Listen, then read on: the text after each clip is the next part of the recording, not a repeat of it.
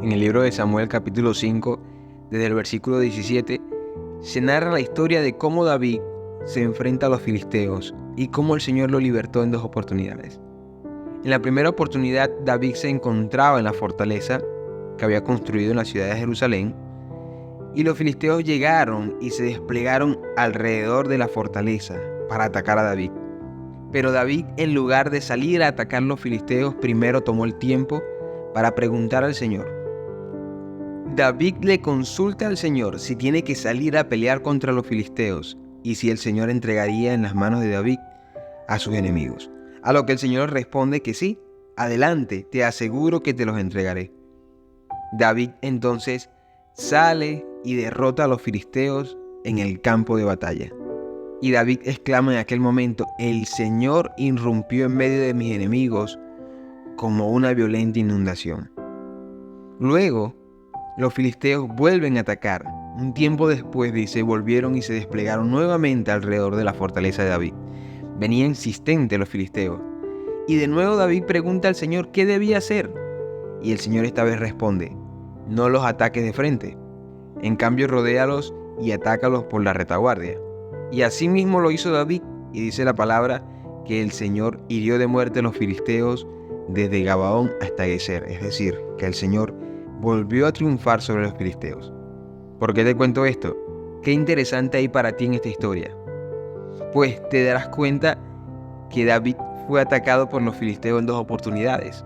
Y los filisteos en las dos oportunidades llegaron de la misma manera. La Biblia describe que los filisteos llegaron y se desplegaron alrededor de todo el valle que estaba rodeando la fortaleza de David. Esto es, que sitiaron a David. Sin embargo, cuando David ora al Señor, no recibió la misma respuesta en las dos oportunidades.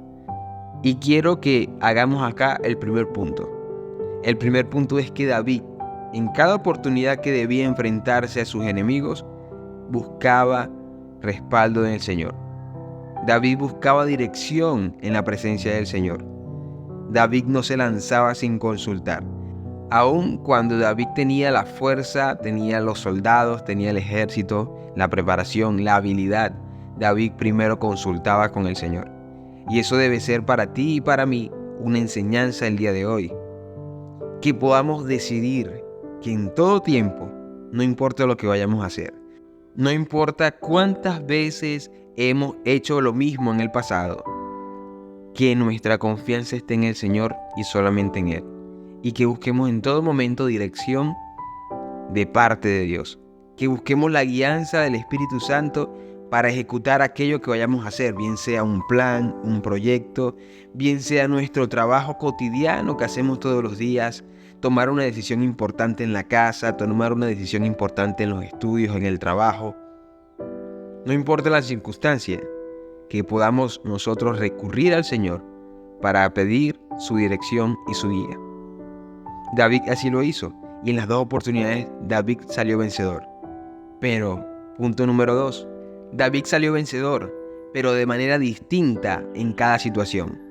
Y aunque los filisteos vinieron a atacar de la misma manera, David pidió dirección al Señor, y el Señor le dijo: vamos a hacerlo de esta manera, vamos a hacerlo de aquella otra manera.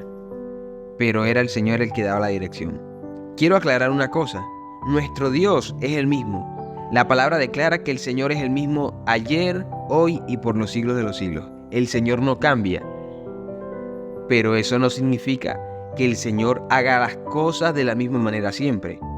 El Señor es un Dios creativo, un Dios que tiene ingenio, que tiene ideas nuevas en cada tiempo.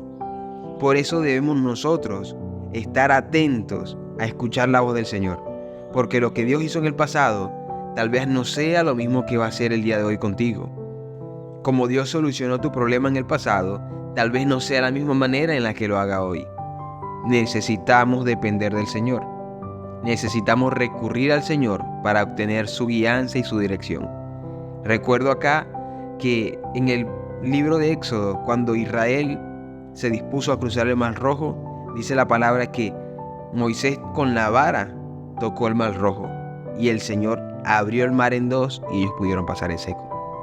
Pero luego, cuando el pueblo de Israel se disponía a cruzar el río Jordán, una escena muy parecida, había un cauce de agua, el pueblo tenía que cruzar a la otra orilla.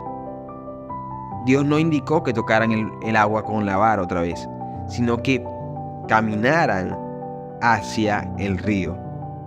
Y dice la palabra que cuando los que llevaban el arca tocaron con su pie el río, las aguas del río se detuvieron y ellos pudieron pasar en seco. Entonces Dios, aunque se enfrente al mismo problema dos veces, tendrá diferentes soluciones. Y nosotros debemos tener la capacidad de confiar tanto en el Señor para apegarnos al plan A, al plan B, a la idea C, porque Dios es creativo, Dios puede hacer las cosas de 1000 maneras. Entonces, el día de hoy te dejo con 2 puntos. Número 1, todo lo que vayas a hacer en tu vida, sea la decisión que vayas a tomar, no importa si ya lo has hecho en el pasado, no importa que estés cansado o cansada de hacer lo mismo, pide dirección del Señor, es lo mejor para nosotros. Número 2, no dejes que tu mentalidad limitada encajone al Señor. Permite que el Señor te sorprenda con las 1000 maneras que Él tiene de hacer las cosas. Permite que el Señor te sorprenda con una nueva solución cada vez que tengas un problema. Entonces, ora al Señor pidiéndole dirección, ora al Señor pidiéndole solución a tu problema. No sé lo que estás pasando ahora. A David lo atacaban los filisteos, pero yo no sé qué te esté atacando el día de hoy a ti. Pero sé que el Señor puede pelear por ti. El Señor puede traer victoria a tu situación. Puede traer solución a tu problema. Pero dale rienda suelta al Señor. Dale espacio para que Él haga. Y sométete a la voluntad y a las ideas que el Señor está poniendo en marcha a tu alrededor. Confía que el Señor va a hacer. Confía que el Señor está obrando. Pero tal vez no está obrando a la manera que estás acostumbrado o acostumbrada.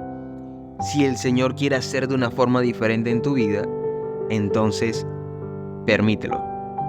Dale lugar al Señor para que te dirija. Espero que este mensaje sea de bendición para ti.